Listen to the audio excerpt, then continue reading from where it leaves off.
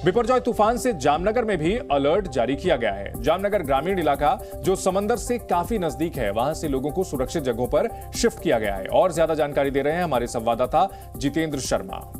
गुजरात के जामनगर में भी बिपरजॉय साइक्लोन का असर दिखना शुरू हो गया है और इसको लेकर के प्रशासन ने भी पूरी तरह से तैयारियां कर ली हैं।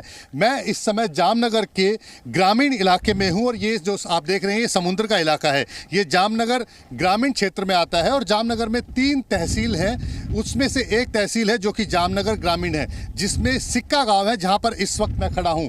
ये समुद्री इलाका है और यहाँ पर आप देख सकते हैं कि जो समुद्र की जहाज हैं उनको किनारे लगा दिया गया है और समुद्र के अंदर कोस्ट गार्ड को तैनात कर दिया गया है और लोगों पर नजर रखने के लिए कहा गया है। और अगर कोई है तो उन्हें कहा गया है कि वो समुद्र के किनारे आ जाए और अपना जहाज वहां खड़ा करके वो सुरक्षित जगहों पर चले जाए।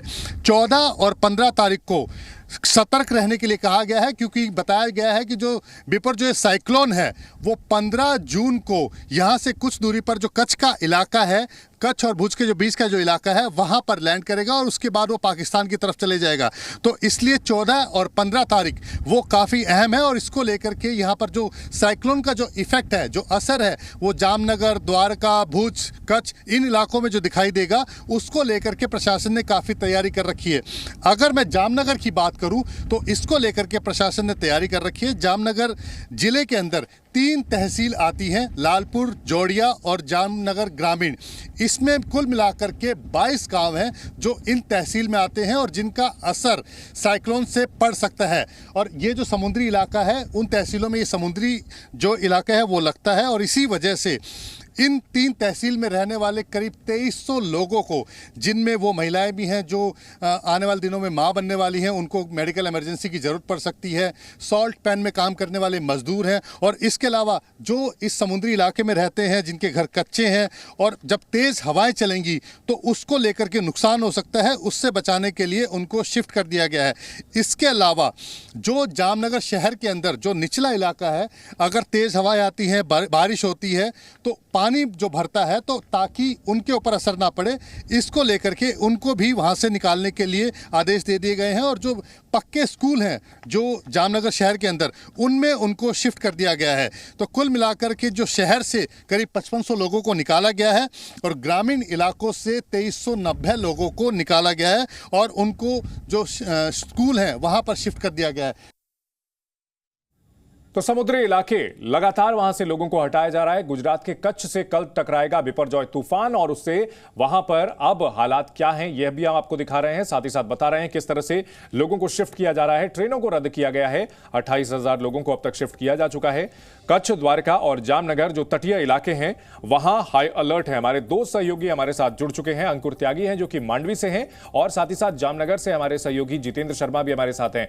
सबसे पहले अंकुर, जो तस्वीरें हैं वो दिखाएं हमारे दर्शकों को। हम देख पा रहे हैं कि हवा कितनी तेज है और समुद्र धीरे धीरे अब रौद्र रूप ले रहा है। देखिए, मैं कल की अपेक्षा अगर बात करूं तो कल जब मैं इसी वक्त यहाँ पर मौजूद था, यहाँ पे हवाओं का जो रुख था वो 50-60 किलोमीटर प्रति घंटे के रफ्तार से हवाएं बह रही थी और अब हवाओं का रुख जो है वो इस तरफ है और बहुत ज़्यादा तेज़ है। आपको पहले समुद्र के अंदर का करंट मैं आपको दिखाने की कोशिश करूँगा। आप देखिए ज़रा, सी बहुत ज़्यादा रफ है। आमतौर पर जो बारिश के मौसम में जो छोटी नौकाएँ वैसे भी अवॉइड करती हैं, लेकिन अक्सर जो मीडियम साइज़ की और बड़ी नौकाएँ हैं वो मछली पकड़ने अंदर जाती हैं। लेकिन आज जो आप तस्वीरें देख रहे हैं, आज 14 जून है और 15 जून को जो चक्रवाती तूफान है वो मांडवी, जहां पे इस वक्त हम मौजूद हैं, यहां से 80 किलोमीटर दूर जाकर टकराने वाला है और उसका असर समुद्र के अंदर देखा जा सकता है, हवाओं में देखा जा सकता है। क्योंकि आज जो हवाएं बह रही हैं, आज शाम तक हवाएं जो हैं वो 100 किलोमीटर से 120 किलोमीटर प्रति घंटे की रफ्तार से इस पूरे इलाका, चूंकि कच्छ का इलाका है, मांडवी वो इलाका है जहां से 80 किलोमीटर दूर पे ही लैंडफॉल होने वाला है। और नतीजा देखिए, इसके आसपास का पूरा एरिया जो भी टेम्पररी स्ट्रक्चर बने हुए थे या दुकानें हैं या झोपड़ियां हैं, वो पूरा इलाका यहाँ पे खाली करवा लिया गया है क्योंकि हवाओं की रफ्तार अब यहाँ से बढ़ने वाली है। भारी से अत्यधिक भारी बारिश होने की संभावना है। इन तमाम चीजों के बीच में नीचे जो निचला कोस्टल इलाका है उसको खाली कराकर वहां रहने वाले जो लोग हैं उनको शेल्टर होम्स के अंदर शिफ्ट किया जा रहा है। उसमें सरकार की कोशिश यह है कि जीरो कैजुअलिटी का जो उनका टारगेट है, जो कि पिछले अनुभव जो रहे हैं, चाहे वो उड़ीसा का हो, पश्चिम बंगाल का हो या ताउते तूफान जो महाराष्ट्र से होता हुआ गुजरात आया था, उसका फायदा यहां पर उठा सके, उस अनुभव का फायदा उठा सके। जी बिल्कुल, हमारे साथ जितेंद्र भी हैं। जितेंद्र, आप जामनगर में मौजूद हैं, वहां पर क्या स्थिति है, वहां पर किस तरह की तैयारियां हैं? देखिए, जामनगर में मैं इस समय सिक्का गांव है, जो कि जामनगर ग्रामीण तहसील का इलाका है। और ये मैं आपको, ये जो तस्वीरें दिख रही हैं, आपको एक पुराना जहाज दिखाई दे रहा होगा, जो अब से पहले कुछ देर पहले, करीब मैं घंटे भर पहले जब आया था, तो ये समुद्र का पानी उस जहाज से आगे की तरफ था। और अब देखिए, ये जहाज, जो समुद्र का पानी वो बढ़ता जा रहा है, और जहां पर मैं खड़ा हूं, ये पानी अब से कुछ ही देर में यहाँ पर आ जाएगा। जो मौसम की अगर मैं बात करूं, तो यहाँ पर हवाएं चल रही हैं, करीब 35 से लेकर के 50 किलोमीटर की रफ्तार से हवाएं चल रही हैं। बारिश जो है बीच में आती है और फिर निकल जाती है। तो इस तरह से यहाँ पर जो साइक्लोन का जो असर है वो लगातार देखने को मिल रहा है, क्योंकि हवाएं भी चल रही हैं, बारिश भी हो रही है। और ये असर हमने कल भी देखा था। कल रात को भी अचानक से तेज हवाओं के साथ बारिश आनी शुरू हो गई थी। और जितने भी जो मछुआरे हैं, ये जो आप देख रहे हैं यहाँ पर, ये जो पोर्ट एरिया है, यहाँ पर जो समुद्री जहाज आप देख रहे हैं, ये पिछले 5 दिनों से यहाँ पर खड़े हैं, क्योंकि इन सबको कह दिया गया है कि जो साइक्लोन का असर है वो काफी खतरनाक होगा। और इसलिए जितने भी मछुआरे हैं जो यहाँ पर अपनी बोट लेकर के समुद्र में जाते हैं मछलियां पकड़ने के लिए, उनको 5 दिन पहले ही यहाँ पर कह दिया गया है। और 5 दिन से कोई भी जो बोट है वो समुद्र के अंदर नहीं गई है। और इसके अलावा जो ये इलाका है, ये जो ग्रामीण इलाका है, जामनगर जो है वो 3 तहसील में बटा हुआ है। और ये जो इस वक्त मैं खड़ा हूं, ये जामनगर ग्रामीण इलाका है। तो इन इलाकों के अंदर करीब 2300 लोग हैं जो कि समुद्री इलाकों में रहते हैं। उन सबको जो अलग अलग शेल्टर्स जो बने हैं, जो सरकारी स्कूल है, वहां पर उनको शिफ्ट कर दिया गया है। और प्रशासन ने अपनी तरफ से 2 एनडीआरएफ की टीम और 2 एसडीआरएफ, यानी कि एक नेशनल डिजास्टर रेस्क्यू फोर्स और एक स्टेट डिजास्टर रेस्क्यू फोर्स, उन दोनों की 2-2 टीम को यहां पर तैनात कर दिया गया है। लोगों को सख्त हिदायत दी गई है कि आज का दिन और कल का दिन, यानी कि 14 और 15, ये दोनों दिन काफी अहम है, क्योंकि इस दिन जो साइक्लोन का जो असर है वो काफी तेजी दिखाएगा। ठीक है। 15 तारीख को क्योंकि उसे लैंड होना है, तो उसके बाद जो आफ्टर इफेक्ट होंगे, जो कि 16 तक रह सकते हैं, तो 15 को जब लैंड करेगा साइक्लोन, उसके बाद ही पता लगेगा कि किस तरह की उसकी गति रही थी। और उसके हिसाब से आगे की तैयारियां जो है वो प्रशासन ने कर रखी है। बहुत शुक्रिया जितेंद्र आपका और अंकुर आपका। आप दोनों भी रिपोर्टिंग के दौरान अपना ख्याल रखें, क्योंकि समंदर तट के पास में आप लोग रिपोर्टिंग कर रहे हैं। बिपरजॉय तूफान का खतरा देवभूमि द्वारका में भी मंडरा रहा है। सुरक्षा के मद्देनजर प्रशासन ने सारी व्यवस्था कर ली है। और ज्यादा जानकारी दे रहे हैं हमारे संवाददाता अश्विन पांडे। इस वक्त मैं द्वारका के समंदर के पास खड़ा हूं और आपको तस्वीर दिखाता हूं कि किस तरह से द्वारका में समंदर जो है अपने पूरी उफान पर है। यहाँ पर तेज हवाएं चल रही हैं, खड़ा रहना मुश्किल। और आप देखिए, ये जो बोर्ड लगा हुआ है ये भी पूरी तरह से हिल रहा है। तेज हवाओं के कारण और समंदर में आए उफान के कारण यहाँ पर लोगों की आवाजाही पूरी तरह से बंद है। आपको बता दें कि जिस तरह से बिपरजॉय तूफान का दस्तक जो है कच्छ में होने वाला है, लैंडफॉल होने वाला है, उसका सबसे ज़्यादा जो असर है वो द्वारका में होने वाला है। इसी वजह से तमाम तैयारियां की गई हैं। इस तरफ भी आपको तस्वीर दिखा दें कि किस तरह से समंदर की जो लहरें हैं वो किनारे पे टकरा कर किस तरह से उछाल उसमें आ रहा है। इससे समझ में आता है कि किस तरह से समंदर की लहरों की तीव्रता है। हवाएं लगातार चल रही हैं। आसपास के जो मंदिर हैं, देखिए बगल में जो मंदिर है, इन मंदिरों को पूरी तरह से खाली करा लिया गया है और कहा गया है कि यहाँ पर तब तक कोई नहीं आए जब तक ये तूफान टकरा नहीं जाता और साथ ही जब तक पूरी स्थिति नॉर्मल नहीं हो जाती। यानी कि अगले 48 घंटे तक यहाँ पर कोई नहीं रहेगा, इसका पूरा संज्ञान लिया जा रहा है। आपको ये भी बता दें कि 2 एनडीआरएफ की टीमें, 2 एसडीआरएफ की टीमें पूरी तरह से तैनात की गई हैं। इसके अलावा लोकल पुलिस हर जगह मौजूद है ताकि किसी भी प्रकार की कोई गड़बड़ी ना होने पाए। आपको बता दें कि करीब 4500 ऐसे लोग हैं जिन्हें अलग अलग जगहों पर शिफ्ट किया गया है। उनमें से 2200 लोगों को शेल्टर होम यानी सरकारी जो इंतजाम है वहाँ पर रखा गया है। करीब 2300 लोगों को अलग अलग जगहों पर लेकर जाया गया है। खासतौर पे उनके जो परिजन जो आसपास में रहते हैं वहाँ ले जाकर शिफ्ट किया गया है।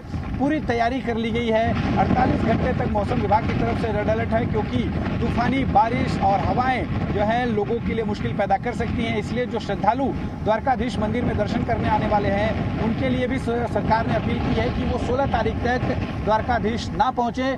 हालांकि जो लोग पहुंच चुके हैं उनके लिए पर्यायी व्यवस्था की जा रही है ताकि उन्हें कोई असुविधा ना हो। साथ ही मंदिर इस दौरान खुला रहेगा, मंदिर बंद नहीं रहेगा।